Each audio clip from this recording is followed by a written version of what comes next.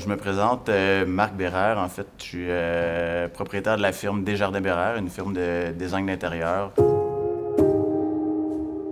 spécialisée en aménagement résidentiel.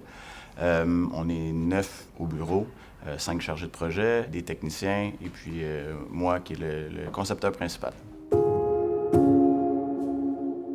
Je veux toujours faire une première rencontre sur les lieux où va avoir lieu le projet avec les clients. Donc, de voir le lieu, voir les volumes, de voir avec qui on travaille, bien comprendre leur environnement également. On voit les œuvres d'art sur les murs, on voit le mobilier, on voit s'il y a un fit avec le client, on voit si l'espace peut permettre ça ou s'il ne le permet pas, comment on pourrait arriver à faire ça. Moi, c'est vraiment une façon de procéder, un mélange des deux. Je vois l'espace, je vois comme le potentiel, je vois ce qu'on peut faire. J'ai déjà une vision. C'est l'instant magique où on trouve la façon de fonctionner. C'est, oui, avec ce qu'on a vu sur place, mais quand on a le plan sous les yeux avec le crayon dans la main, c'est là où tout se passe. Ben, ce qu'on cherche, c'est d'abord, c'est le contact avec le client. C'est primordial parce qu'il fait partie de l'équipe du projet. Après ça, c'est de voir le lieu. Est-ce qu'il y a un potentiel? Est-ce que les volumes sont intéressants? Est-ce que la vision que le client a en tête, on peut arriver à faire ça dans les lieux? On aime bien intervenir sur l'ensemble du projet. C'est primordial, ils sont vraiment au centre de l'équipe. C'est chez eux, on travaille leur intérieur, ils ont une vision, il faut qu'ils soient bien en bout de ligne. Et des fois, ça nous amène à des endroits où on ne serait pas allé dès le départ.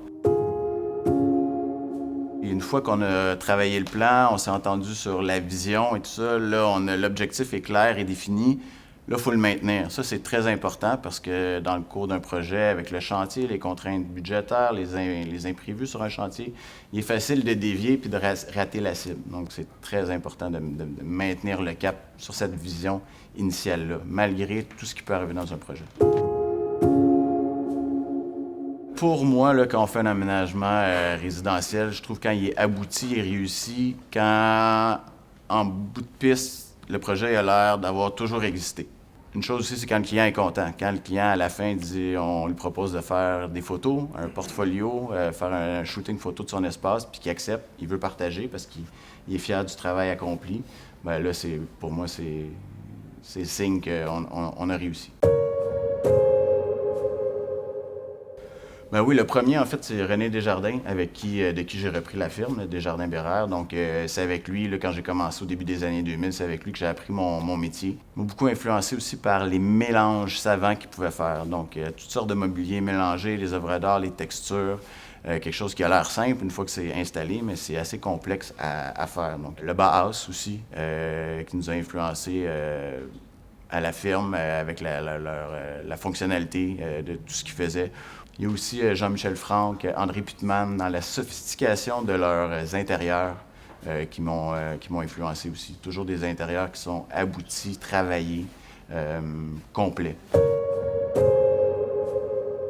Tout le monde est capable de reconnaître un beau canapé, une belle table, une belle chaise, mais de faire ces compositions-là pour venir appuyer l'architecture, ça, c'est plus compliqué. La relation entre l'architecture et le mobilier, c'est très important. En fait, je trouve que ça vient complémenter le mobilier, l'architecture, ou ce qu'on peut faire au niveau des volumes d'une maison. Ça vient finaliser le projet, ça vient même appuyer la direction qu'on voulait donner à un projet. Donc, c'est primordial, autant le mobilier que les œuvres d'art aussi. Oui, ça arrive qu'on fonctionne comme ça, qu'une pièce a une influence, c'est quelque chose qu'on a vu peut-être 6 mois avant, peut-être 1 an avant dans un magazine, sur un autre projet, puis on se dit, ah ben oui, là, c'est tout à fait adapté. Je sais pas pourquoi, comment ça s'explique, mais ça ressort pour un client de dire, ah ben, cette table-là que j'ai vue, oui, là, ça convient à ce projet-là. Ouais, ben un projet qu'on aimerait aborder, qu'on n'a jamais abordé encore, ou pas tout à fait encore, c'est l'hôtel. Je trouve que ces espaces-là gagneraient à être travaillés de façon plus intime, plus comme l'extension des maisons des gens. De bien discuter des besoins, de bien discuter des services que le designer peut offrir. On prend un peu plus de temps pour partir un projet. On est gagnant par la suite dans le développement du projet. Donc, ce qui est essentiel dans le choix d'un designer, il faut que les clients soient confortables avec ce que la personne fait.